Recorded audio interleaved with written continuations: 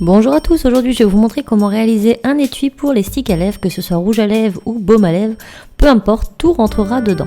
Donc ce stick est vraiment très pratique si vous voulez faire un cadeau de fin d'année, vous pourrez emmener votre baume à lèvres partout et c'est plutôt sympathique à faire. Je vous montre tout de suite comment réaliser ceci. Donc il vous faudra votre planche et votre crochet ainsi que 160 élastiques bleus et 72 blancs. Donc là j'ai utilisé les couleurs translucides fluorescentes qui brillent dans la nuit, et pour le blanc j'ai utilisé des blancs tout à fait traditionnels. Donc tout d'abord nous allons mettre notre planche en place. Donc on enlève la barre du milieu, on n'en a pas besoin, et on fait en sorte, donc on enlève le support du milieu également puisque ça va passer dedans, et on va travailler sur le milieu de notre planche. La barre d'en haut, on va l'enlever et on va la retourner. Donc ce n'est pas obligatoire, c'est tout simplement plus pratique si vous êtes droitier par exemple, et si vous êtes gaucher, vous pouvez faire ça dans le sens inverse. Pour tisser, ce sera beaucoup plus simple. Ensuite, on va travailler juste sur le milieu. On va prendre des élastiques bleus et on va venir les placer sur tous les picots du bas. Donc 1,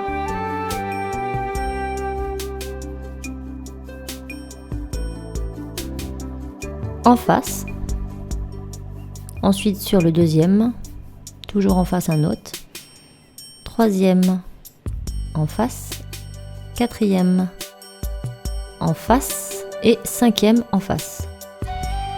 Donc on travaille sur 5 picots en haut comme en bas. Donc là je suis en train de réaliser le fond de mon étui. Ensuite on va venir prendre un seul élastique, on va rentrer notre crochet dedans. Je vais zoomer. Donc on rentre notre crochet dans cet élastique et on vient chercher le premier.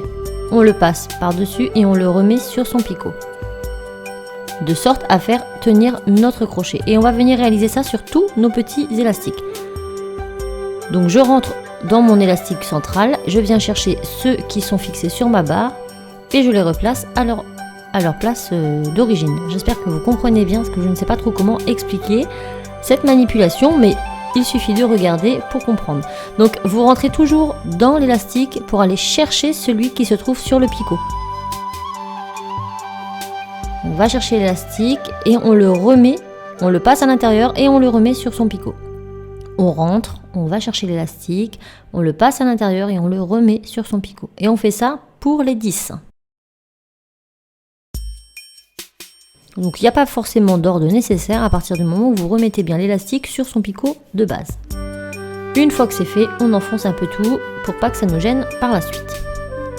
Maintenant on va constituer le reste du fond. Donc on va prendre un élastique bleu qu'on va mettre du premier picot en haut, on twist et on le place sur le deuxième du bas. On fait pareil dans l'opposé. Et on va ainsi créer plusieurs petites croix twistées. Donc on les fait dans l'ordre, du haut on twiste vers le bas, du haut on twiste vers le bas, on fait des croix comme ceci, en tout il y en aura 4. Et on pense bien surtout à twister notre élastique au milieu. Voilà, maintenant on va faire la même chose, mais cette fois-ci on ne va pas les croiser, on va en faire 5 de haut en bas en twistant. Du deuxième du haut au deuxième du bas en twistant, troisième du haut au troisième du bas en twistant, quatrième du haut quatrième du bas en twistant, cinquième du haut cinquième du bas en twistant. Maintenant on va remonter nos élastiques des petits capuchons qu'on avait au début, et seulement ceux-là. Donc normalement ça fait 2 élastiques sur chaque picot. Hop, on les remonte tous ceux-là.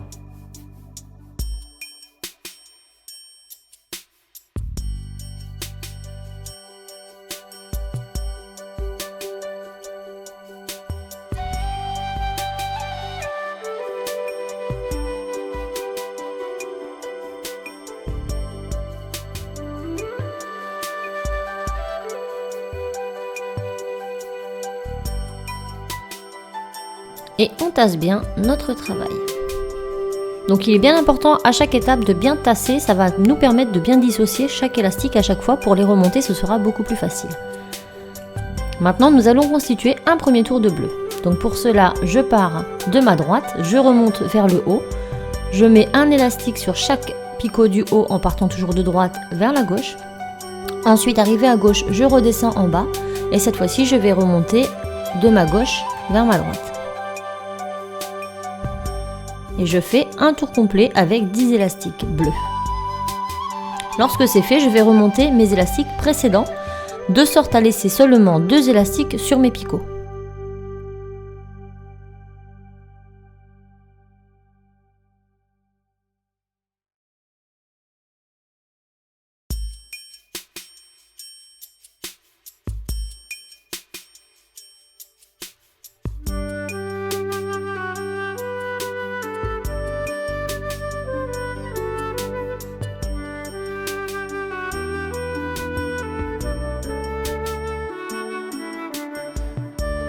Mon premier tour est fait, je tasse bien mon travail et je vais vous montrer ce que j'ai noté sur mon petit calepin. Vous verrez que ce sera plus facile à retenir.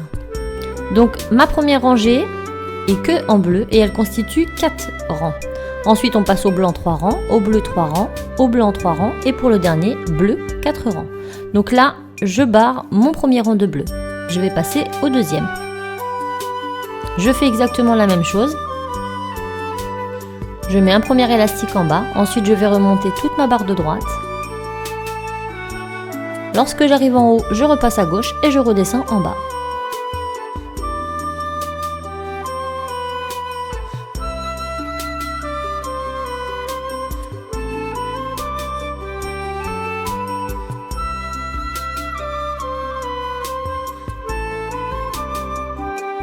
Et maintenant je remonte tous mes élastiques du dessous de sorte à laisser toujours 2 élastiques sur mes picots.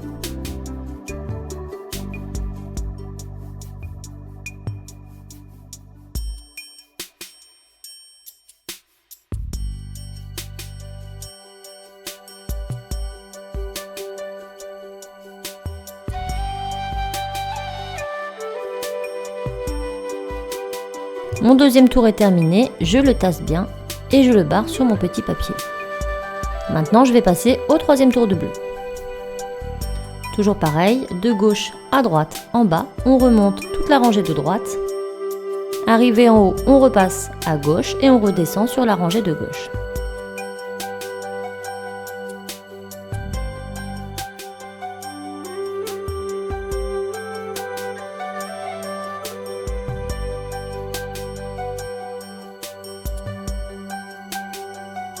Maintenant, on remonte tous les élastiques de sorte à laisser 2 élastiques sur chaque picot.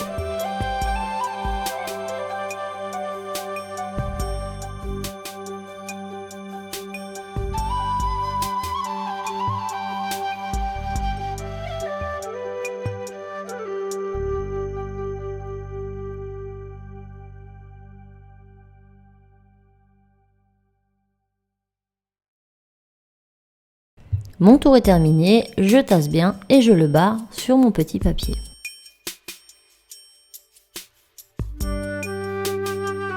Et je passe au tour suivant. Encore du bleu. Je pars de gauche vers la droite, je remonte toute ma rangée de droite jusqu'en haut.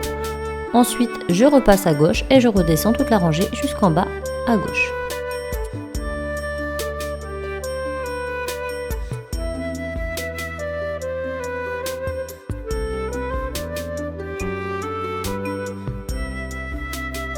Maintenant, je tisse tous mes élastiques, je les remonte de sorte à laisser 2 seuls élastiques sur chaque picot.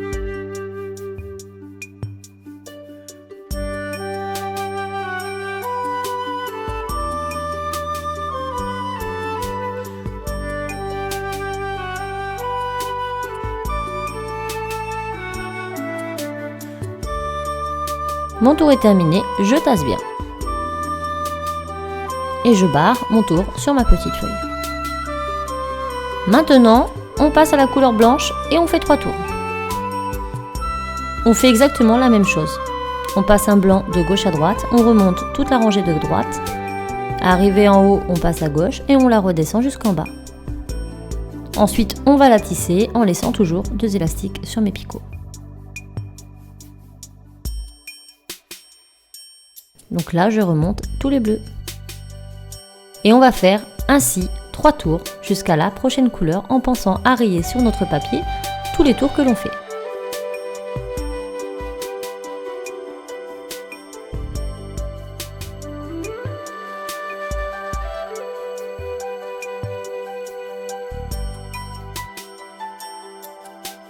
On tasse bien et hop, j'ai fait un petit accéléré, mes 3 tours sont faits. Je vais pouvoir changer de couleur. Je repasse au bleu et je fais cette fois-ci 3 tours de bleu. Et on procède toujours de la même façon. Donc là pour le moment nous avons 4 tours de bleu, 2 tours de blanc, 3 tours de bleu. Je fais ces 3 tours et je repasse à la prochaine couleur.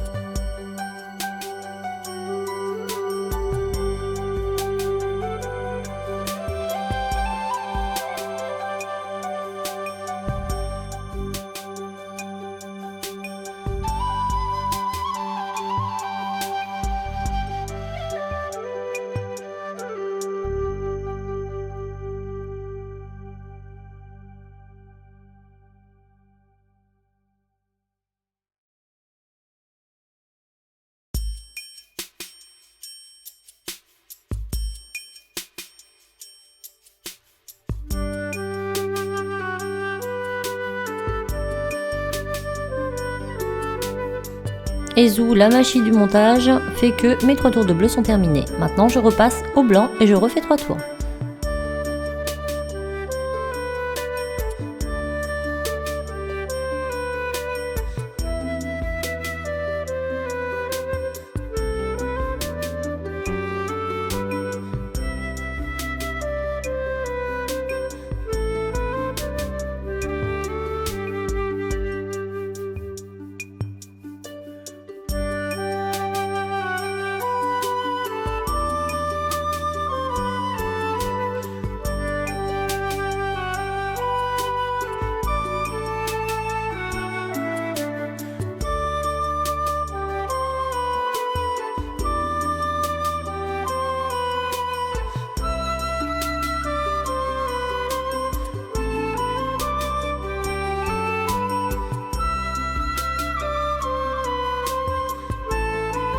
Je tasse bien. Et voilà, mes 3 tours de blanc sont faits. Maintenant, je vais passer à la dernière couleur qui sera le bleu. Et cette fois-ci, je fais 4 tours.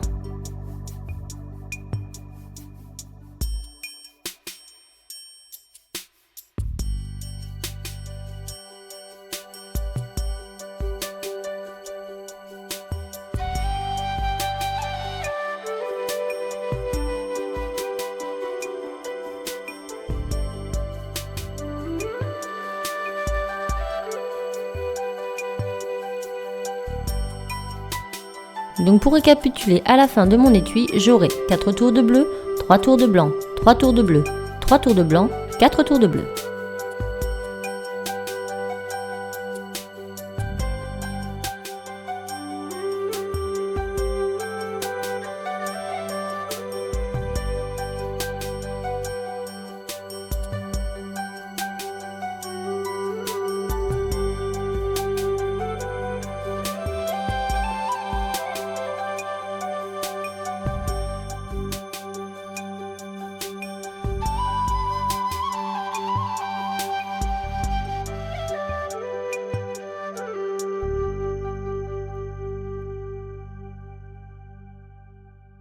Et voilà, tous mes tours de bleu sont terminés. Maintenant, nous allons passer à la dernière étape qui consistera à fermer précieusement notre travail. Donc là, je sépare bien tous mes petits élastiques. Le premier du deuxième, de façon à ce qu'ils soient bien séparés. Je rentre dans mon premier picot, je viens chercher mon dernier élastique et je le passe devant. Je rentre, je vais chercher le dernier, je le passe devant. Je rentre, je vais chercher le dernier et je le passe devant. Je rentre chercher le dernier, je le passe devant.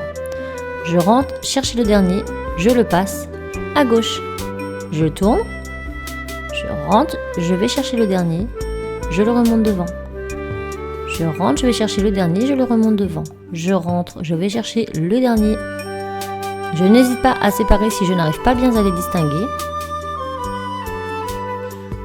Je le remonte devant. Je rentre chercher le dernier, je le remonte devant. Je rentre chercher le dernier, je le repasse à gauche. Normalement, à la fin de votre travail, vous devez avoir 2 élastiques sur chaque picot. Lorsqu'on est arrivé à ce point-là, on vient prendre un dernier élastique bleu que l'on va venir passer ici dans le premier picot à gauche en bas. On le passe et on fait un nœud coulant pour consolider notre travail. Maintenant, plus d'inquiétude, vous n'avez plus qu'à tout enlever.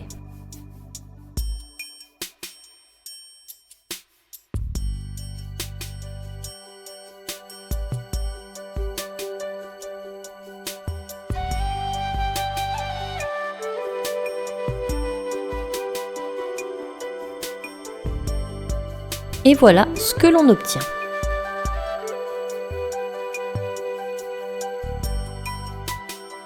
On étire le haut de façon à remettre les élastiques correctement. Ensuite, on va venir cacher l'élastique de notre nœud à l'intérieur de notre tube.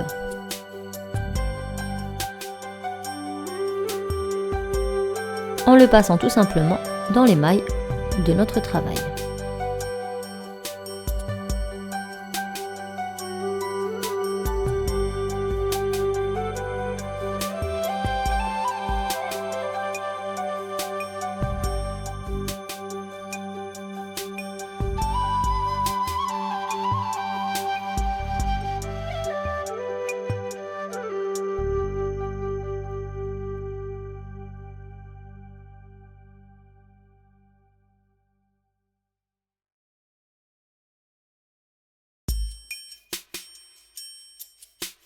Maintenant, nous allons venir réaliser une petite chaîne. Donc, je vais vous montrer comment. Il paraît long, mais il ne l'est pas.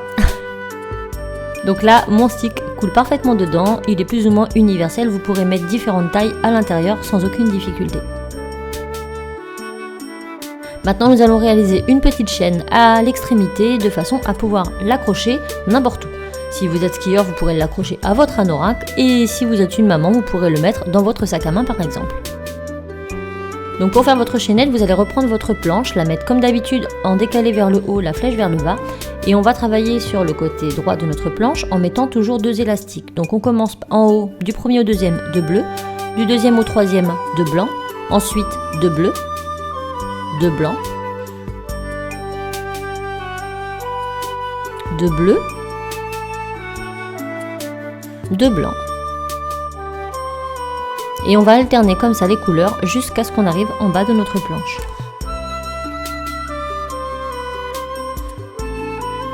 Si vous avez mis correctement vos élastiques, vous devrez terminer votre chaîne sur une note de blanc.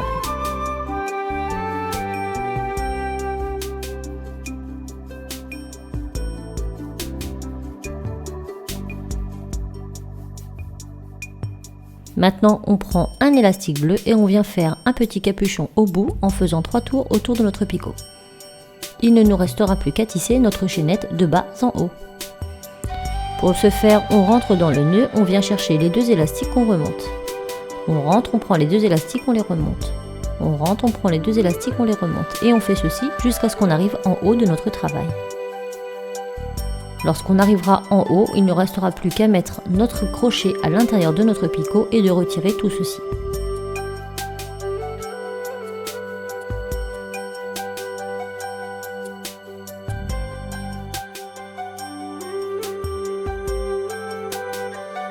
Notre petite chaînette est terminée. On l'étire un petit peu pour lui redonner sa forme et on va la fixer sur notre tube.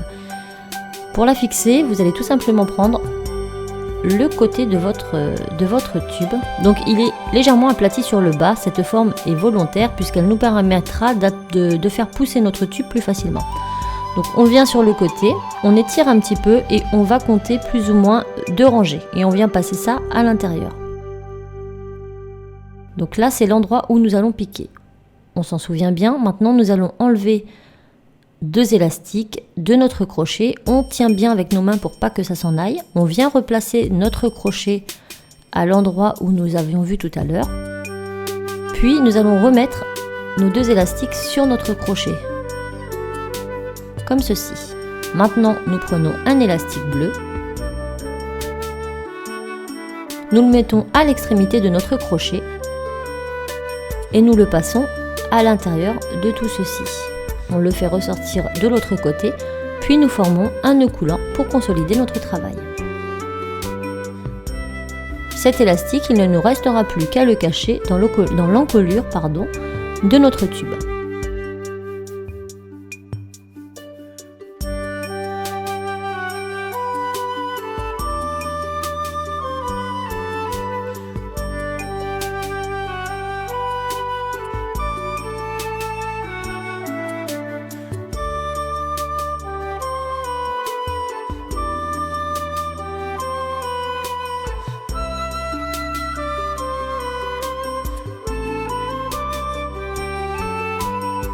Pour que mon porte-clés soit plus efficace, je vais rajouter un petit anneau à l'extrémité.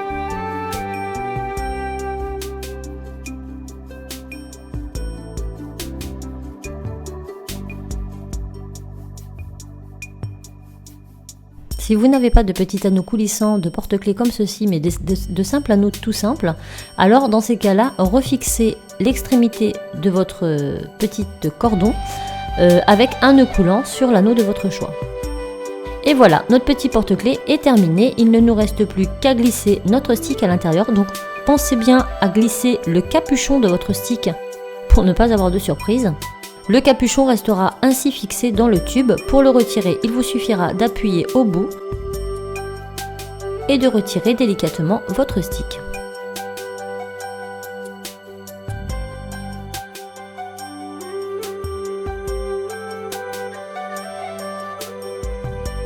Et voilà, une petite idée simple et originale à faire et à offrir pour les fêtes de fin d'année. Je pense que ça pourra servir à beaucoup. Et l'avantage de ces couleurs, c'est que dans le noir, elles brillent. Donc même pour les skieurs qui s'amusent à skier le soir dans les randonnées, eh bien vous pourrez tout simplement voir votre stick à lèvres dans le noir. C'est plutôt sympathique. Donc voilà, à vous de les créer dans les couleurs de votre choix. Moi j'ai beaucoup aimé ces couleurs qui faisaient très hivernales. J'espère que ce petit tuto vous aura plu et je vous dis à très vite pour d'autres tutos. Bye!